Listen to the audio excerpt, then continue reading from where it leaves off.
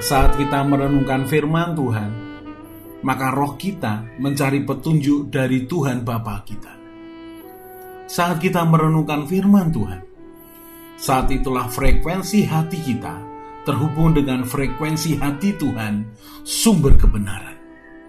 Dan petunjuk yang didapat roh kita dari kebenaran firman Tuhan akan mengajar kita, menyatakan kesalahan kita, memperbaiki kelakuan kita, dan mendidik kita dalam kebenaran. Kalau setiap hari kita belajar firman Tuhan, maka kita dijagai untuk selalu berada dalam kehendak-Nya.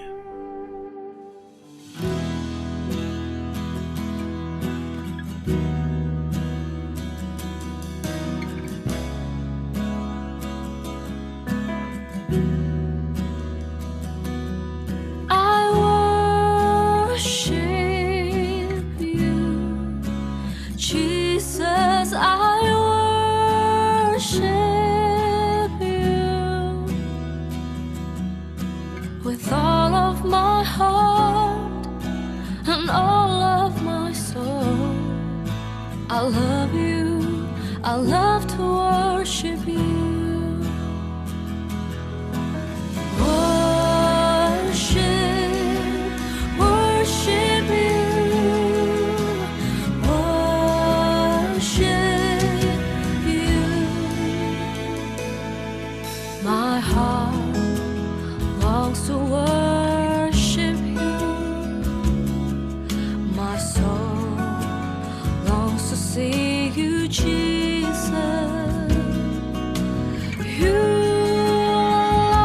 are the King of my life. You're the Most High, my God. My heart longs to serve you, Lord. My desire longs to please you, Jesus. You are my hope and my strength. You're the Most High, my God. I worship you, Jesus. I worship you with all of my heart and all of my soul. I love you, I love to worship you. I worship you, Jesus. I worship you with all of my heart and all of my soul. I love you, I love to worship you.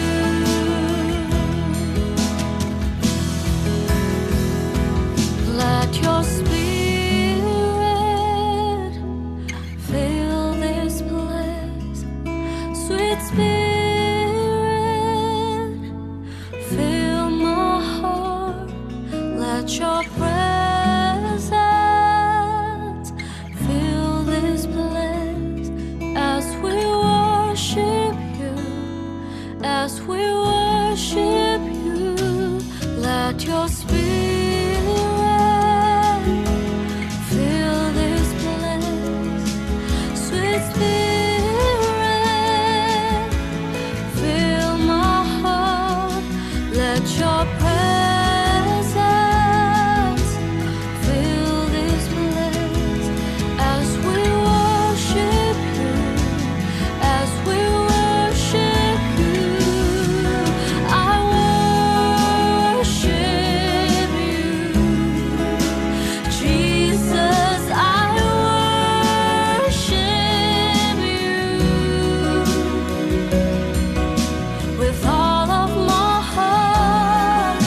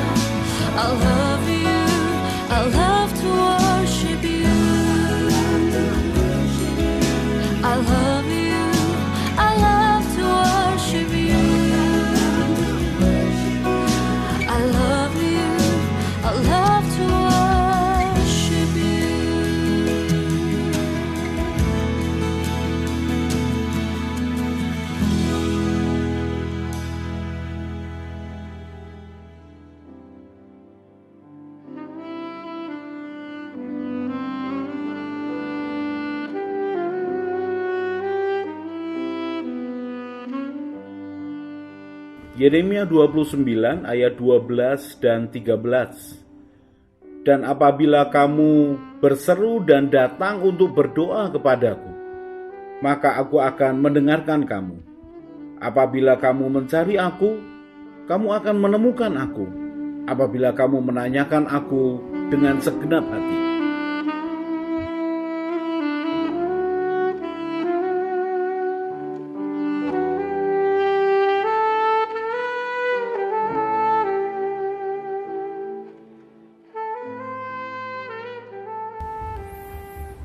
Orang yang mengenal Tuhan akan mengalami perubahan kehidupan dan memiliki tujuan hidup yang jelas. Orang yang sebelumnya puas dengan dirinya sendiri, ketika dia bertemu dengan Tuhan, maka ada kesadaran batiniah yang dia alami, ada kesadaran akan dirinya sendiri saat itu, dan ada perbandingan akan apa yang dihadapinya, yaitu Tuhan yang dihadapinya. Ketika seseorang bertemu dengan Tuhan, maka kesadaran ilahi itu muncul dari dirinya. Dia tahu siapa dirinya dan posisinya. Kemudian di hadapannya ada Tuhan yang maha sempurna, yang penuh kasih, yang memiliki akan kuasa untuk mengubahkan. Dan dia tahu bahwa dia membutuhkan Tuhan. Orang yang bertemu dengan Tuhan akan semakin tahu bahwa dia membutuhkan Tuhan. Orang yang bertemu dengan Tuhan akan semakin tahu bahwa Tuhanlah yang lebih berkuasa di dalam hidupnya. Orang yang bertemu dengan Tuhan akan memiliki kesadaran ilahi yang terus-menerus, yang membuat dia sadar bahwa Tuhanlah yang membuat dia hidup dan mengalami perubahan. Dan yang lebih indah lagi adalah ketika dia menemukan tujuan hidupnya yang baru. Orang yang belum bertemu dengan Tuhan juga memiliki tujuan hidup. Tetapi orang yang bertemu dengan Tuhan akan memiliki rencana hidup yang baru, yang lebih baik, yang lebih mulia, yang tidak egois, yang akan membuatnya dipakai Tuhan untuk rencananya yang baik buat siapapun yang dia temui. Teman-temannya, keluarganya, saudara-saudaranya, tetangganya, teman segerejanya, teman sekantornya, teman-teman pekerjaannya, sesama pengusaha. Tuhan bisa pakai siapapun. Dan orang yang bertemu dengan Tuhan pasti mengalami perubahan hidup yang luar biasa. Dan ketika kita belajar tentang pengenalan akan Tuhan, maka kita sudah belajar tentang Adam, kita belajar tentang Henokh. Kita akan mulai dari Kejadian pasal yang kelima, ayat yang ke-28. Setelah Lamek hidup 182 tahun, ia memperanakkan seorang anak laki-laki dan memberi nama Nuh kepadanya. Katanya, anak ini akan memberi kepada kita penghiburan dalam pekerjaan kita yang penuh susah payah di tanah yang telah terkutuk oleh Tuhan. Menarik dikatakan, ketika dia memberikan nama Nuh, dikatakan anak ini akan memberi kepada kita penghiburan dalam pekerjaan yang penuh susah payah. Kita tahu bahwa setelah manusia jatuh dalam dosa, maka tanah itu terkutuk. Manusia harus dengan susah payah mengusahakannya untuk mendapatkan makanan. Sebelum manusia jatuh dalam dosa, tanah itu bisa begitu bersahabat. Tanah begitu baik. Dia menumbuhkan apapun yang ditanam dan dengan mudah, tidak dengan susah payah. Tetapi dosa menambahi susah payah manusia. Dosa menambahi susah payah hidup manusia.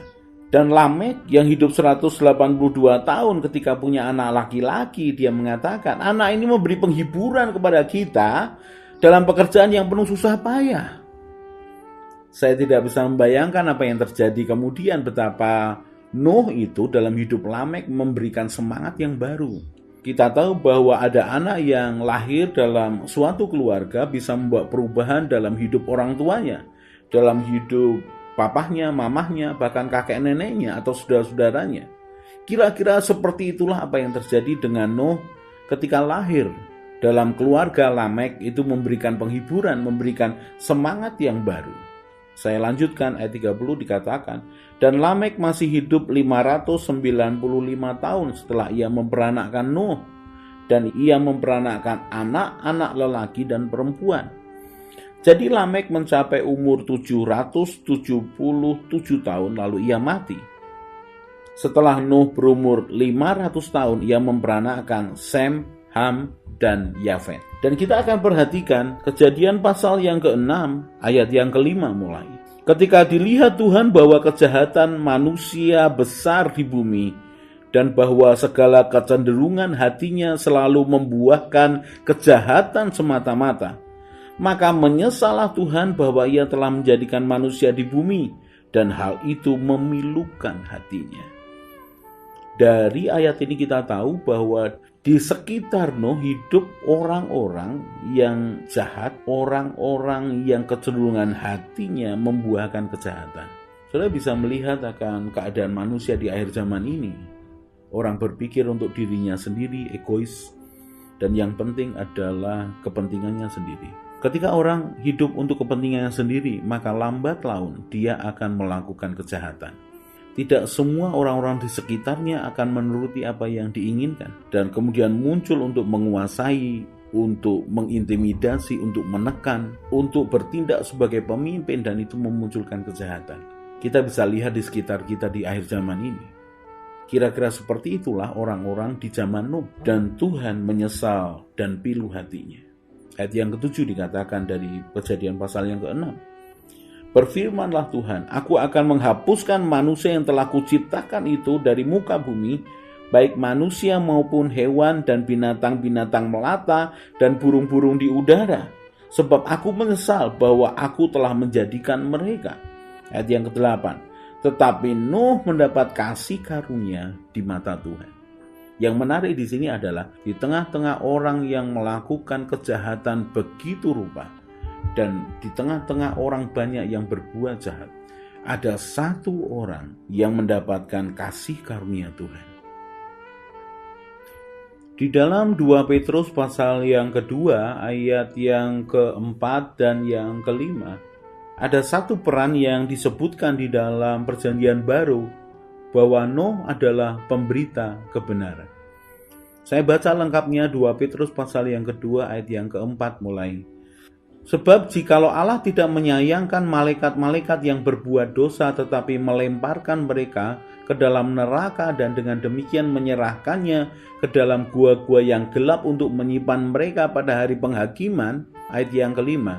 Dan jikalau Allah tidak menyayangkan dunia purba tetapi hanya menyelamatkan Nuh, pemberita kebenaran itu, dengan 7 orang lain ketika ia mendatangkan air bah atas dunia orang-orang yang fasik. 2 Petrus 2 ayat yang ke-5 dikatakan bahwa Nuh adalah pemberita kebenaran. Artinya, di masa hidupnya, Nuh mencoba memberitahu orang-orang sekitarnya bahwa ada Tuhan yang disedihkan, ada Tuhan yang menyesal karena kejahatan manusia, ada Tuhan yang sedih melihat akan ciptaannya yang berbuat dosa dan semakin jahat dan semakin jahat. Nuh mencoba mengatakan pada orang-orang yang dia temui, ada Tuhan yang didukakan dengan perbuatan jahat mereka. Tetapi kita tahu bahwa orang-orang yang ditemui Nuh menolak untuk kembali kepada Tuhan. Saya bacakan Kejadian pasal yang ke-5 yang ke-9. Inilah riwayat Nuh. Nuh adalah seorang yang benar dan tidak bercela di antara orang-orang sezamannya. Dan Nuh itu hidup bergaul dengan Allah. Nuh memperanakan 3 orang anak laki-laki, Sem, Ham, dan Yafet. Adapun bumi itu telah rusak di hadapan Allah dan penuh dengan kekerasan. Allah menilai bumi itu dan sungguhlah rusak benar, sebab semua manusia menjalankan hidup yang rusak di bumi. Ayat yang ke-13, berfirmanlah Allah kepada Nuh, aku telah memutuskan untuk mengakhiri hidup segala makhluk, sebab bumi telah penuh dengan kekerasan oleh mereka, jadi aku akan memusnahkan mereka bersama-sama dengan bumi. Ayat yang ke-14, buatlah bagimu sebuah bahtera dari kayu gofir. Bahtera itu harus kau buat berpetak-petak, dan harus kau tutup dengan pakal dari luar. Dan kemudian Tuhan memberitahukan kepada Nuh detail dari bahtera itu. Belajar apa dari kejadian ini? Belajar bahwa orang yang bergaul dengan Tuhan pasti memberitakan kebenaran. Dan orang yang bergaul dengan Tuhan pasti memiliki akan tujuan hidup yang dari Tuhan. Mari kembali kepada Tuhan. Mari kita ini bertemu dengan Tuhan, bergaul dengan Tuhan, mengalami perubahan hidup, memiliki tujuan hidup yang baru. Kemudian kita ini memberitakan kebenaran. Kebenaran yang seperti apa yang kita harus sampaikan pada zaman ini? Kebenaran bahwa Yesus Kristus adalah Allah yang menjadi manusia, yang mengasihi manusia sehingga dia mau berkorban, sehingga dia mau menjadi penebus dosa kita, mencurahkan darahnya di atas kayu salib, sehingga kita yang percaya kepadanya tidak binasa, melainkan beroleh hidup yang kekal. Berita bahwa ada Tuhan yang menjadi manusia, yang menyelamatkan manusia, yang memberikan akan hidup yang baru kepada manusia, memberikan akan hati yang baru kepada manusia, memberikan masa depan yang baru kepada manusia. Yesus Kristus Tuhan mengasihi kita, dan Yesus Kristus Tuhan ingin bergaul dengan kita, dengan Tuhan Roh Kudus-Nya, dan mengajari kita berjalan bersama Dia di tengah-tengah dunia yang jahat ini, supaya orang-orang di sekitar kita bisa mengenal dan mengalami kebaikan Tuhan, keselamatan yang sudah disediakan buat semua kita.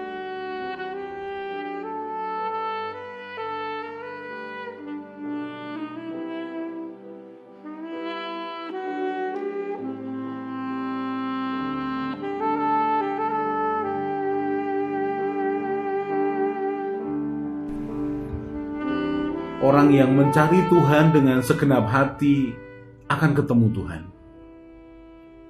Orang yang percaya dan mengandalkan Tuhan akan seperti pohon yang ditanam di tepi aliran air. Tidak akan menderita melewati masa kering, tetap bertumbuh, hatinya bersuka cita dan terus berbuah. Karena harapannya kepada Tuhan Yesus yang menyelamatkannya, dan dia akan tertawa tentang masa depan. Ia akan terus berjalan bersama Tuhan, semakin kuat, semakin semangat. Mari kita berdoa. Tuhan Yesus, berikan kerelaan dan kesetiaan yang sama ketika Engkau melaksanakan tugasmu di dunia. Tuhan Roh Kudus penolongku, ajari aku semakin mengenal Tuhan Yesus dan Bapa Surgawiku, bahwa aku berjalan mengikuti jejak-Mu, Gembalaku yang baik, berjalan bersama Tuhan senantiasa. Amin. Saya Yosea Kristiono, Gembala Jemaat JK Injil Keselamatan Semarang. Tetap percaya, tetap semangat. God bless.